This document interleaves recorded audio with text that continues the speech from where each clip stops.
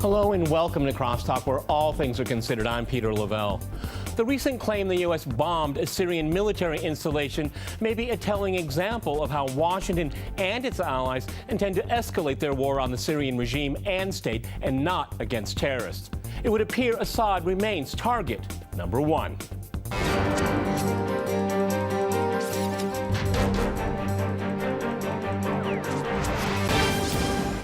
To CrossTalk the Syrian Civil War, I'm joined by my guest, Marcus Papadopolous in London. He's editor of Politics First magazine. In Washington, we have Ivan Eland. He is a senior fellow and director of the Center on Peace and Liberty at the Independent Institute. And in Beirut, we cross to Martin Jay. He is a journalist working for Deutsche Welle, Daily Mail, The National, and Al Jazeera. All right, gentlemen, CrossTalk rules in effect. That means you can jump in anytime you want, and I very much encourage it. Marcus, there's still conflicting reports on what happened a few days ago, but there has been reported that a Syrian air base was bombed by the American Air Force, some jet planes going over. Of course, there's this denials and there's finger pointing and all that, but I find it very interesting. This could be a possibility for the escalation of the war against the Assad regime and not against terrorists, because we have the bombing campaign over the last year where the Americans have not targeted terrorists but mostly infrastructure. Is this an escalation in your mind? I believe it's quite telling that, and I think there is the potential for greater American military intervention in Syria. And why do I say that? Because the West, led by the United States, is still sticking to its objective of seeing the overthrow of President Assad, who's the legitimate president of Syria in accordance with international law and the United Nations Charter. And the West, along with its allies, Turkey, Saudi Arabia and Qatar, are still supporting various Islamist groups in Syria. And so this conflict, it's going to go on and on and on unless the West and its allies stop all forms of support to those Islamist groups in Syria. And, you know, this might sound offensive to some people watching this programme, but I actually happen to believe there is, potentially speaking, a military solution to the conflict in Syria. Yep. If the Turkish-Syrian border can be sealed off, because that's where most of the Islamist fighters and the jihadist fighters have flowed into Syria from. If that can be sealed off, if America and its allies in the region can stop all forms of support to Islamist groups in Syria, then the Syrian army, which is the heart and soul in the fight against Islamist terrorism, full stop, in conjunction with the Russian Air Force, can slowly but surely liberate Syrian territory. So while politicians in the West are talking about a political solution, I can't see how there will be a political solution, because they are still supporting with arms, money and logistics those Islamist groups in Syria. If I can go to Martin, I mean, when I look at Western politicians when they talk about a quote-unquote political solution in Syria, it's always the solution they want, what they push, their agenda and the people that they believe they're on their side. And you listen to someone like, David Cameron, and he has these 70,000, magical moderates out there. I don't know where they are. He claims they're there. Again, we're at cross purposes here, and this is what is very dangerous, because if now the U.S. is going to start targeting Syrian military installations, well, it's only a matter of time before it escalates. And you know where I'm going with this. Russia is supporting the government in Damascus. Go ahead, Martin, in Beirut. Yeah, it's very worrying, isn't it? Yes. It seems, if you can go beyond the sensationalism from the British press, it seems as though we're heading towards, I'm almost afraid to say it, a World War III scenario. I agree. Long now. I agree, and that's why we're doing this program. I constantly point out to our viewers, we do have that potential. The day Vladimir Putin announced Russia's greater involvement in the Syrian civil war, I said the risks just got higher as well. This is not risk-free for Russia or anyone. Let's not kid ourselves here. Sorry for interrupting you, Martin. Continue in Beirut. No, I think the worry is from the West is that they've never done the homework properly. London and Washington has never really understood Syria or President Assad. Syria, for a long time, if you go back in history, has been isolated by its own devices, simply to survive in the region from other countries taking it over. So being isolated was how Syria survived. The West never understood that. Americans never understood that. In 2007, I was in Syria when the West was trying to bring Assad in from the cold. So he was a good guy in those days when they wanted to use him as a proxy agent to talk to all the people that they didn't want to talk to. He had excellent relations with Hezbollah, with Hamas, with the Iranians. And that went all out of the window very, very quickly when the United Nations pointed the finger at the Assad regime for the assassination of Hariri, something like a year later. So we've got a lot to learn about the Syrian regime and Assad. What worries me more than anything is that nobody in the West seems to have a long-term plan about what to do if, in the event, I'm almost afraid to say it, that Mr. Assad is removed. Well, you know, I'll make a prediction. Mr. Assad will be in power when Barack Obama leaves office. But we have a long way before we get there. Ivan Eland, if I can go to you in Washington here. You know, I find it just really quite remarkable when Russia was invited to intervene in this conflict in Syria to attack terrorist groups and groups that are illegally trying to overthrow the legitimate government in Damascus. All of a sudden, it's the Western mantra. We got to go and bomb Syria here. You know, you have the French talking about it. You have the British having a vote on it. And this is this escalation here without cooperation with Russia that is actually, given most accounts, making some progress with the regime in Damascus in fighting terrorists here. Why the sudden Western interest here? Why do they want to start bombing when they had that chance for quite a while? Go ahead, Ivan. Well, I think, you know, they've been hung up on this getting rid of Assad, and I think they're kind of caught in that position now. It always seemed to me to be a bad idea if you want to battle the extremist groups, Al-Qaeda, al-Nusra, the Al-Qaeda affiliate, and ISIS. And it's, of course, you know, you may not necessarily like his politics or his human rights record, but the other side is a whole lot worse. And so I think, you know, this has become sort of a, you know, geopolitical football between the great powers, and I think they really ought to get rid of that. I think they really need to. It would be. I don't think there can be a peace settlement because these extremist groups aren't going to play ball. But at least you could have a united effort in doing something about the extremist groups. If the Russia and the West were able to come together and decide that perhaps Assad could stay around for a while or maybe permanently.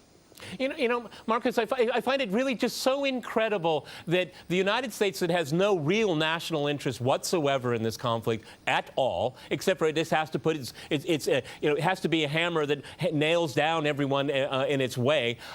You know, why should they decide who rules in Damascus and who doesn't? Because, you know, it has been proposed on the Russian side. It was scoffed at in Western media and Western governments to have an election sometimes next spring or in summer. And you know why they don't want it? Because they don't want the results. They don't want the result of election in Syria because it wouldn't be the result they want, okay? And this is the problem here. And this is what I find so problematic, because everyone says, oh, look at the death toll and it's Assad's fault and all that. That's not true. It's patently untrue. It's the outside that has kept this war going on. This would have been over long ago if the Saudis weren't involved, the Turks weren't involved, the Qataris weren't involved, and I can go on and on and on. This would have been over. These are the powers that keep this conflict going. Go ahead, Marcus. I agree with 99% of everything you've just said, Peter. There's just one thing I might slightly disagree with you about. I think for policymakers in Washington, they do have a geostrategic interest in this conflict. I don't believe, actually, that the Americans were behind the so-called Arab Spring. I think the Americans are opportunists, and I think there's been an unofficial policy in Washington for a long time that if they see an opportunity for a change of government in Syria, then they will go for that. They will pursue that unofficial objective, because I believe the West is playing a game of chess, a strategic game of chess in Syria. They know, and they're absolutely correct to believe this, that if they overthrow the Syrian government and install an Islamist pro-Western government in Damascus, Russia's influence and power in the Middle East would be gone, period. Iranian influence will be gone. Israel will lose its archenemy, and Hezbollah will eventually become a spent force. But if I can just very quickly say something, Peter, that you mentioned just now about the debate we had in the House of Commons last week. You know, the British Defence Secretary, Philip Hammond, he cited that figure of 70,000 so-called moderate rebels. Well, that conflicts with what the American officials have been been testifying on Capitol Hill before committees, because in the last few months they said there's about 4 to 5, which is absolutely laughable. But the Brits are saying there's 70,000. But, you know, I mean, there is no 70,000, it's simple as that. But if, hypothetically speaking, there were 70,000 moderate rebels and these people were the salt of the earth, they were whiter than white, they still should not be supported. Why? Because that is illegal. That contravenes international law. No one has the right to support an armed group on the territory of another independent sovereign country. So, number one, there are no 70,000 moderate rebels. Marcus, the Americans have said that. I agree with you 99%, okay? And if there's just 1% I wouldn't agree with you with, there are moderates on the ground, and they're fighting right now. It's called the Syrian Arab Army. They're the only moderates in Syria fighting right now, and no one gives them that credibility. No one ever talks about how those men and women and civil servants and policemen all along from every single layer of official society, they've given their lives to fight for this regime, okay? Yeah. All it is ever demonized in the West. It's people in the problem that in Syria is that no one that is for the regime is given any kind of agency at all. And we all know in this program here, we're going to shortly go to a break, that if that regime were to be physically overthrown illegally, there would be a sectarian bloodbath of unbelievable magnitude. And this is what keeps these people fighting here. All right, I'm going to have to interrupt myself, gentlemen. We're going to go to a short break, and after that short break, we'll continue our discussion on Syria. Stay with RT.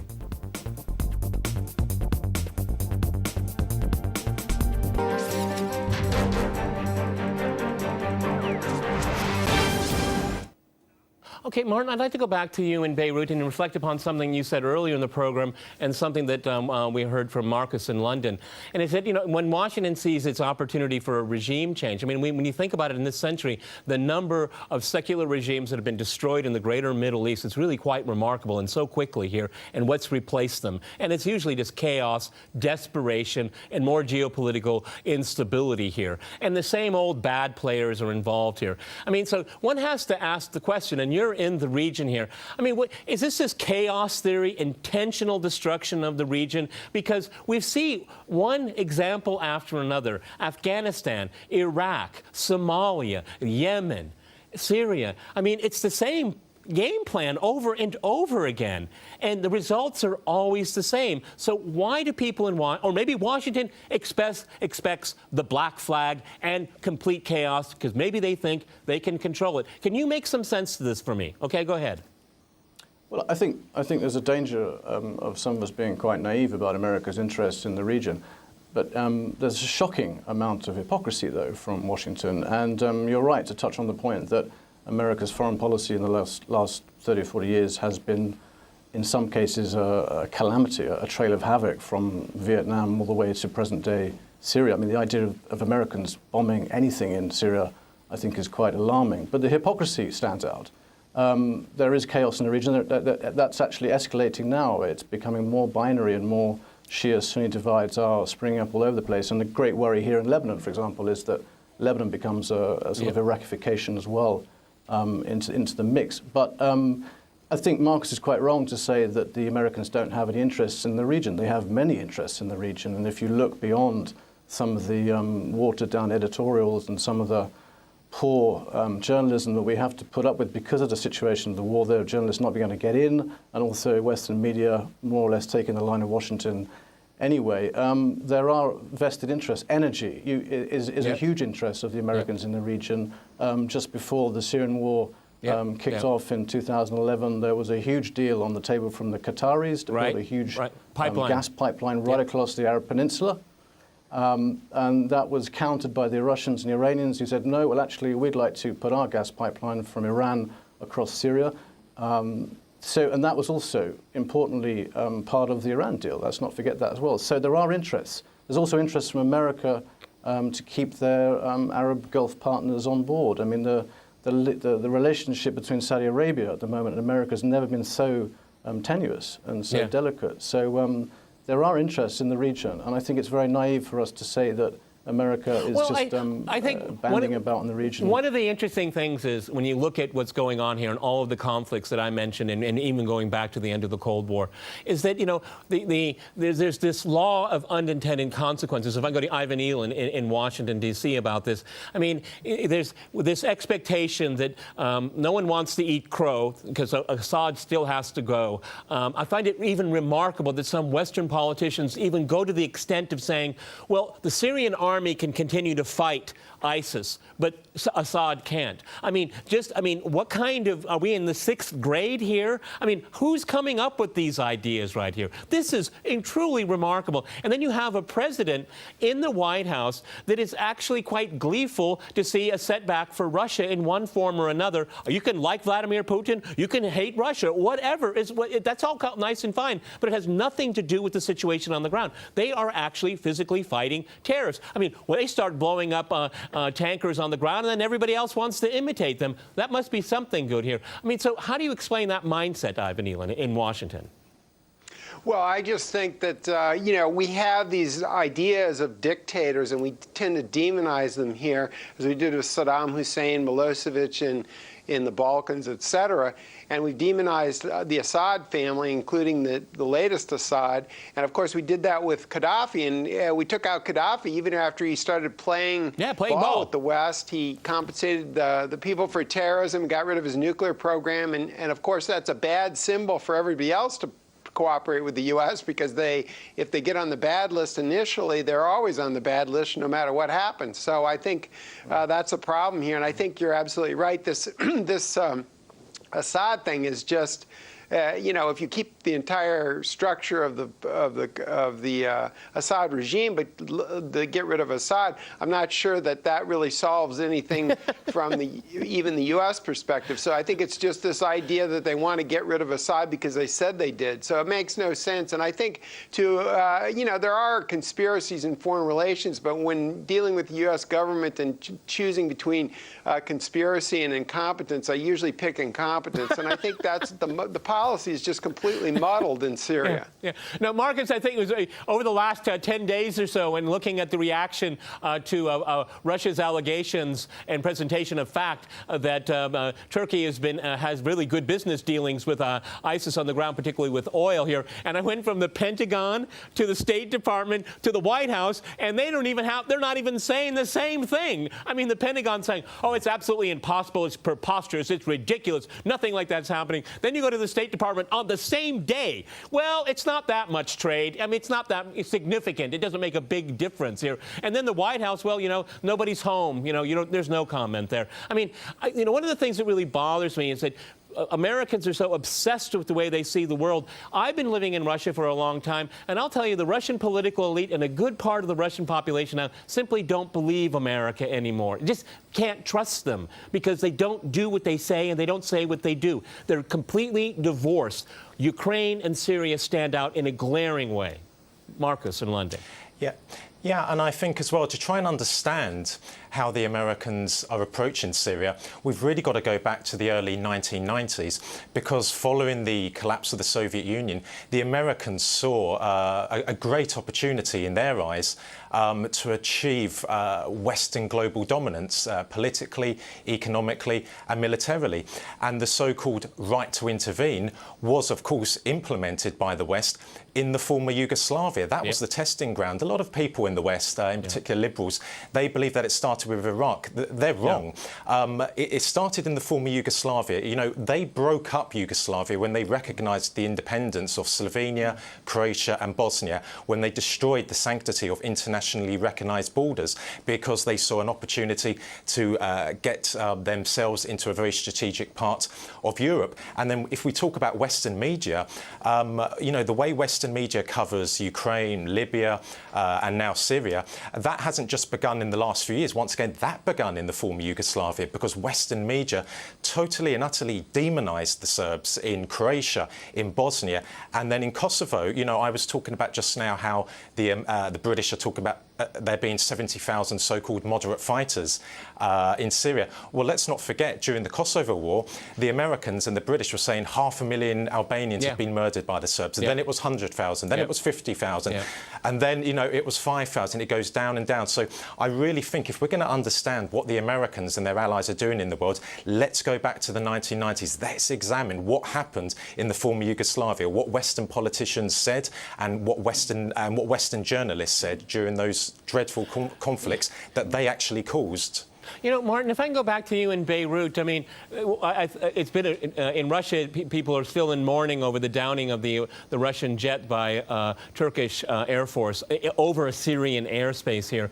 And one of the things that's really, and you step back outside of the Western bubble, you know, the media bubble that people live in here, is that, you know, when you look at a country like Syria, its sovereignty is violated on a daily basis by numerous powers, and no one ever describes it that way, because Syria is Syria. Assad is Assad. All of these are the other. They're all negatives. No one looks at, you know, how the United States, Britain, France, and other countries, Turkey, violate the airspace of their neighbors every single day. And there's never, ever one line written about it in Western media, as if it doesn't happen. Yeah, it's a great shame. The reporting on the ground is pretty shocking in some cases. We tend to take too much of a lead from spin doctors in London and Washington. But I think the incident of the Turkish jet, though, is slightly disturbing because the media has seized on it and they've somewhat demonized Erdogan in Turkey. And earlier you made a point about the diesel oil smuggling over the border, which I think is probably exaggerated. I don't think it's quite to the extent that some of the press are claiming. It's something that Erdogan hasn't really controlled very much. It's not a huge issue. What's much more of an issue is the illegal oil trade of ISIS shipping oil all right across Kurdistan up to the Turkish border, and then from where it goes after that, we don't know. Some reports have even suggested some of it's ending up in Israel. So yeah. I think when you look at sovereignty issues, yeah, I mean there is abuse all around. But the hypocrisy that I mentioned earlier, I think, kicks in here. You know, America and Britain has dictators all over the world in its pocket who carry out human rights abuses. Nothing's really said to any of those people if they're on the right side of the fence. Assad, from the very beginning, was isolated. I mentioned 2007 earlier, but in 2008, he was really put out into the cold. That was a huge mistake by the Americans. Marcus made a brilliant point in London. I wanted to make it myself, actually, that if you go back in history to the Yugoslav war, look what the Americans did. They tried to talk to Milosevic at the beginning. They didn't really do their homework very well. They didn't look at the history of the country and of the region, and they immediately demonized Milosevic because he didn't really have very good communication skills, and he didn't really want to talk to the West. So there's a knee-jerk response from America, which is that isolated countries that don't really want the aid or trade from Washington are a threat because they set an example to the gentlemen, region, before like we end the Vietnam, program, I want to give one more example of this that we have forgotten here, is that days before the illegal coup in Kiev on February 22nd last year, the EU and the United States, they had daily conversations with President Yanukovych. He was a good guy. He was a guy you could make a deal with. And they met him in his office. They shook his hand. They took pictures with him. And they sent him birthday wishes. The next day, he was demonized, just like a lot of the leaders who have mentioned on this program. We're run out of time, gentlemen. Many thanks to my guests in London, Washington, and in Beirut. And thanks to our viewers for watching us here at RT. See you next time. And remember, CrossTalk rules.